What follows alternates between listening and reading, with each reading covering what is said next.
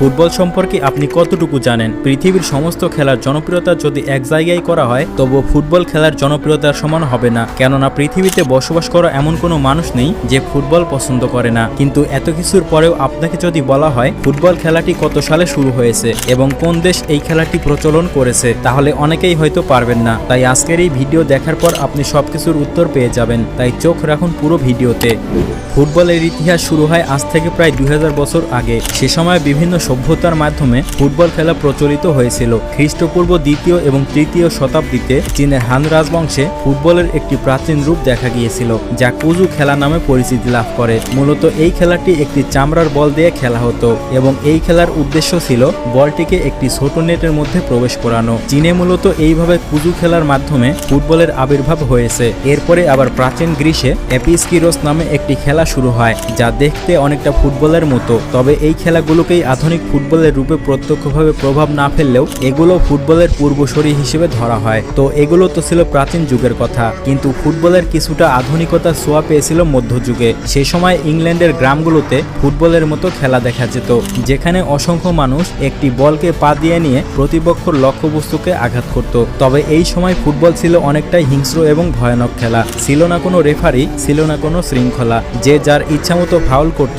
এবং ফুটবল খেলতো। খেলার মূল উদ্দেশ্য ছিল যেভাবেই হোক প্রতিপক্ষ দলকে গোল করতে হবে। এক কথায় বলা যায় গ্রাম্য ফুটবল। তারপরে ফুটবলের কিছুটা আধুনিকতার ছোঁয়া পায় 1800 শতাব্দীতে। সে সময় ফুটবল খেলা ধীরে ধীরে আধুনিক রূপ নিতে শুরু করে। ইংল্যান্ডে 18 শতকের মাঝামাঝি সময় থেকে পাবলিক স্কুলগুলোতে ফুটবল জনপ্রিয় হয়ে ওঠে এবং এখানে ফুটবলের বিভিন্ন নিয়মকানুন নিয়ে পরীক্ষা নিরীক্ষা করা হয়। যদি কাউকে কেউ ইচ্ছা করে মারে তাহলে সেটা ফাউল। কিন্তু এই সময়ে খেলার নিয়মগুলো এক এক স্কুলে এক এক রকম ছিল। কিছু কিছু স্কুলগুলোতে ফুটবলে হাতের ব্যবহার করা যেত, আবার কিছু স্কুলে তা নিষিদ্ধ ছিল। এই নিয়ম ভিন্নতার কারণেই আধুনিক ফুটবলের জন্য একত্রীকরণের প্রয়োজন দেখা দেয়। এরপরে 1863 সালে ফুটবল অ্যাসোসিয়েশন বা এফএ গঠন করা হয়। 1863 সালে ইংল্যান্ডে ফুটবল অ্যাসোসিয়েশন প্রতিষ্ঠিত হয়। আর এই অ্যাসোসিয়েশন গঠনের মূল উদ্দেশ্য ছিল কিভাবে আধুনিক ফুটবলের নিয়মকানুন চালু করা যায়। ফুটবল অ্যাসোসিয়েশন প্রতিষ্ঠার সময় ফুটবল এবং রাগবি খেলার মধ্যে পার্থক্য নির্ধারণ করা হয়, যেখানে বলা হয় ফুটবলে হাত ব্যবহার করা যাবে না, মানে শুধুমাত্র গোলকিপার ডিবক্সের মধ্যে হাত দিয়ে বল ধরতে পারবে, কিন্তু বাকি প্লেয়াররা পারবে না। তারপরে 1871 সালে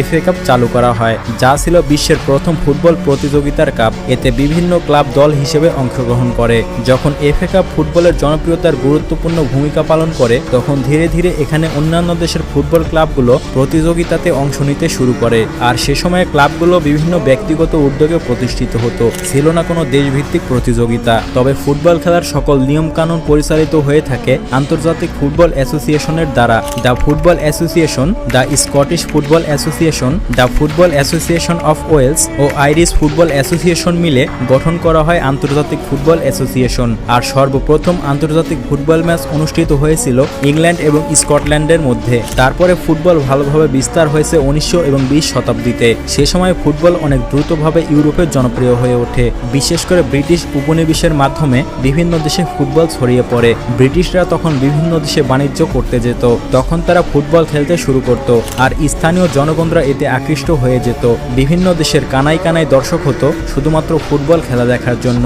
এরপরে ইংরেজ ব্যবসায়ীদের মাধ্যমে ফুটবল খেলাটি ব্রাজিল, আর্জেন্টিনা এবং উরুগুয়ে সহ দক্ষিণ আমেরিকার দেশগুলোতে পৌঁছে যায় এবং 1900 এর দশকে এই সকল অঞ্চলগুলোতে ফুটবল খেলা অনেক জনপ্রিয় হয়ে ওঠে। কিন্তু ফুটবল খেলার বিশ্বব্যাপী সংহতির জন্য 1904 সালের দিকে federation international the football association প্রতিষ্ঠিত হয়েছে, যাকে সংক্ষেপে ফিফা বলা হয়। সে সময় ফিফা পুরো বিশ্বব্যাপী ফুটবল পরিচালনা এবং নিয়ন্ত্রণের দায়িত্ব নেয়, আর এটি একাধিক দেশকে একত্রিত করে ফুটবলের উন্নয়ন ঘটায়। আর এরই ধারাবাহিকতাতে 1930 সালের দিকে উরুগুয়ে প্রথম ফিফা বিশ্বকাপ আয়োজন করে, যেখানে মোট 13টি দল অংশগ্রহণ করে। আর এটি ছিল আন্তর্জাতিক ফুটবলের একটি মাইল ফলক। তবে এই বিশ্বকাপে উরুগুয়ে প্রথম বিশ্বকাপ জয় করে। এরপরে প্রতি 4 বছর পর পর ফুটবল বিশ্বকাপ আয়োজিত হয়ে থাকে এবং ধীরে ধীরে এটি বিশ্বের সবচেয়ে বড় ক্রীড়া প্রতিযোগিতায় পরিণত হয়। তবে সে সময় তেমন শৃঙ্খলা মোতাবেক ফুটবল খেলা অনুষ্ঠিত হতো না। খেলার মাঠে রেফারি থাকলেও ছিল না কোনো অফসাইড। ফিফা নিয়ম করেছিল প্রতি 4 বছর পর পর ফুটবল বিশ্বকাপ অনুষ্ঠিত হবে।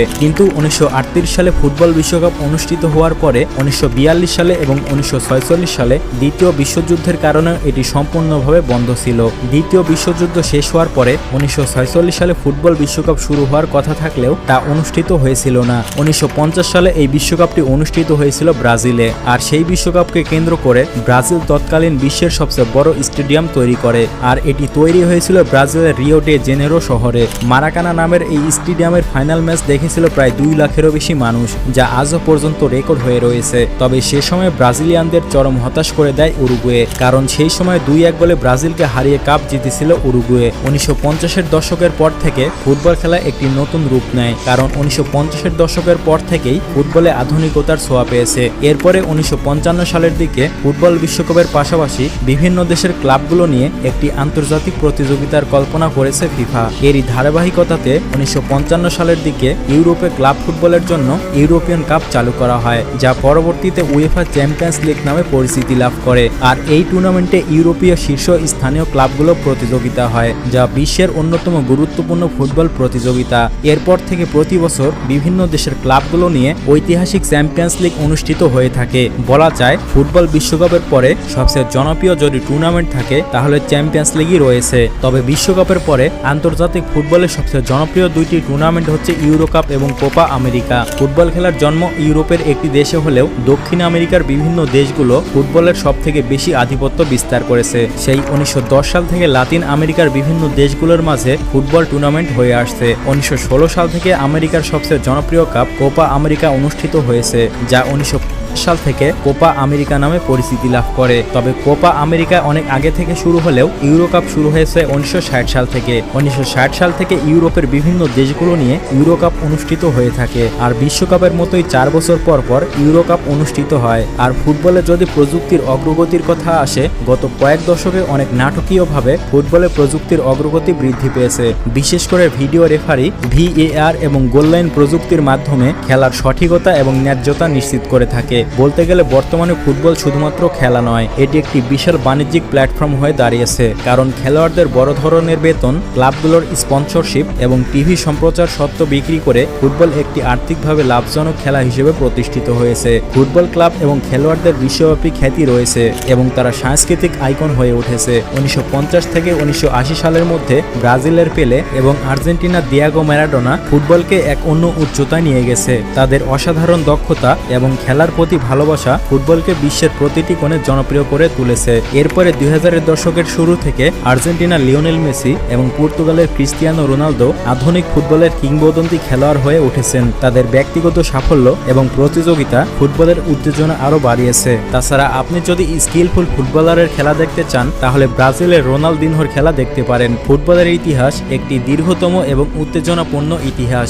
এর শিকড় প্রাচীন সভ্যতার হলেও আধুনিক ফুটবল মূলত ইংল্যান্ডে জন্ম নেয়। এরপরে এটি সারা বিশ্বের কোটি কোটি মানুষের মাঝে জনপ্রিয় হয়ে উঠেছে। ফুটবল আর শুধু একটি খেলা নয়, এটি মানুষের আবেগ, সংস্কৃতি এবং পরিচয়ের একটি অংশ বলা যায়। যেই দল হোক আর যেই ক্লাবই হোক না কেন, ফুটবল খেলা সবার পছন্দ এবং আমার পছন্দ, তাছাড়া ম্যাক্সিমাম মানুষেরই পছন্দ। ফুটবলে দল সাপোর্ট করা একটি আবেগের বিষয়। আমরা যদি ফুটবলে দল সাপোর্টই না করি তাহলে এই আবেগ আর থাকবে না। তাই কেউ সিরিয়াসভাবে না নিয়ে ফুটবল খেলা দেখুন আর এনজয় করুন। দেখা হচ্ছে পরবর্তী নতুন কোনো এপিসোডে।